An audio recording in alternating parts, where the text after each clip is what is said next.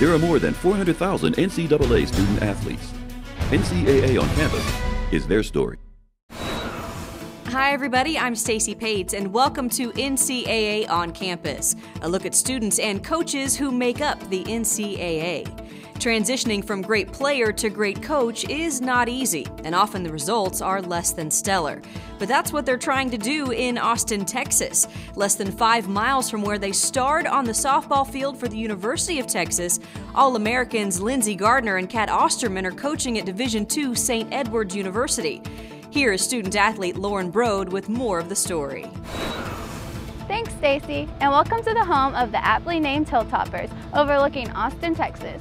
St. Edward's is a private Catholic university with about 3,600 undergraduate students, just 45,000 less than our friends at UT. They may be the bigger school, but St. Edward's and the main building were here first, founded by Father Edward Soren, the same man who founded the University of Notre Dame.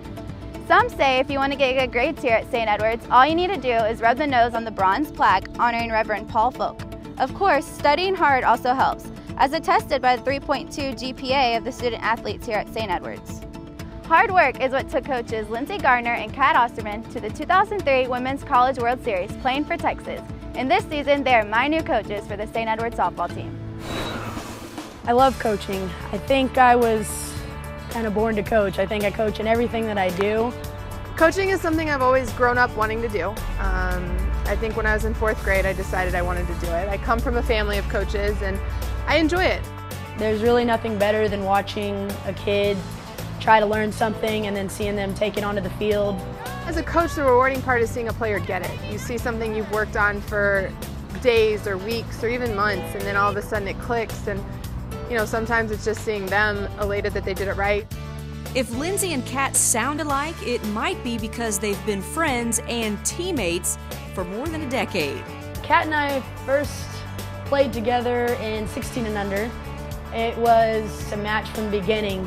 We both had that same intensity, that same passion, and we both expected to win and expected great things of ourselves. We played 2 years of travel ball together, 2 years at University of Texas together, 2 years on Team USA together, and 1 year in the Pro League on the Rockford Thunder together. We really know each other's ins and outs. We know our attitudes. We know when to kind of step back from each other and when to bounce ideas off of each other. We don't take each other too serious, and we're able to, I say critique each other, but we're able to, kind of talk to each other about anything, even if it's correcting or trying to help the other one in a certain avenue. And, so far it's been a great relationship, and communication's open on both ends, and we've never had a problem. There are obvious differences between Division I and II, but these coaches turn negatives into positives. I like to do field maintenance. I like to do field setup. It keeps me calm. It's time by myself. I get to think about stuff. It's before practice. Try to think of some different ways to get through to each one of the girls. Just keeping the field nice and neat is the biggest difference on Division I, Division II. Recruiting is a little bit more difficult only because we have a lower amount of scholarships to offer. Our travel's a little bit different. We don't fly everywhere, but we make trips on charter buses, and I think it's good team bonding. So I don't think it's a negative at all. We bus a lot more where Division I flies, but we have just as much fun. I think our kids compete just as well. Lindsey and I as coaches don't settle for anything less than what we think is their best, and that's similar to D1. Coaches Gardner and Osterman had quite a bit of success at the University of Texas. Lindsey still holds the UT single-season record with a .421 batting average. And Kat was the National Player of the Year 3 times and also a key member of the 2004 Olympic gold medal team. So how do these superstars deal with the athletes they now coach? Each individual athlete's different, and you have to learn and know your athletes, and so that way you know what to expect from them.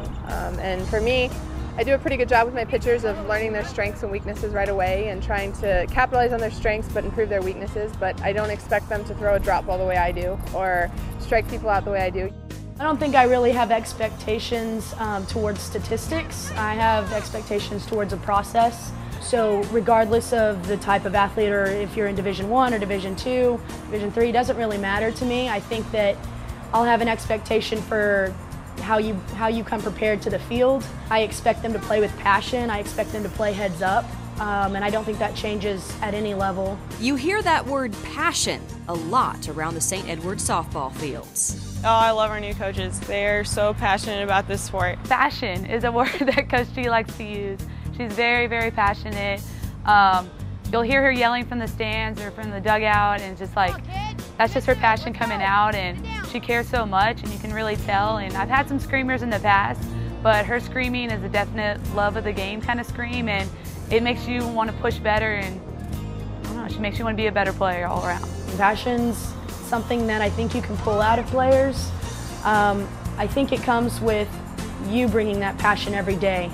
When they see how much you care about the game and how much you're willing to work with them and stay after and, you know, pitch extra to them, I think that they start to understand how much you really care about it, and in turn they start to care about it as well.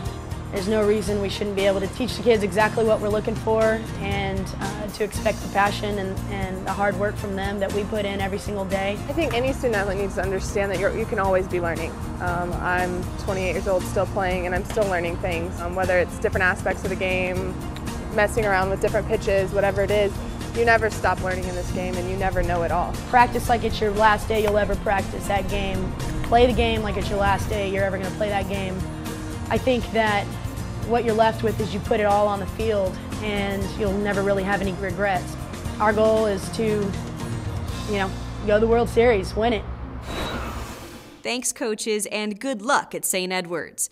Before we end our show, let's take a moment to hear from NCAA President Mark Emmert. It's time for Ask Mark. Hello, Dr. Emmert. My name is Victoria Lewis, and I am a volleyball player here at Chowan University. And I was wondering what the status was on sand volleyball becoming an NCAA sport. Well, Victoria, I know there's a lot of growing enthusiasm around the country for sand volleyball, and the process at the NCAA is to have a program first begin as an emerging sport, where coaches and programs indicate that they would like to try and establish a program as a full NCAA sport. It takes 40 total schools to be committed to starting the sport. We have somewhere around 17, I think, today committed to start sand volleyball programs, but we keep hearing from the Coaches Association that there's an interest in about twice that many programs. So we may be getting pretty close to the number that we need to establish it as a full NCAA sport, and that'll be a lot of fun. That is all for this edition of NCAA on Campus. You can find more stories about outstanding student athletes at ncaa.com. Thank you for watching, and remember to make the most of your time on campus.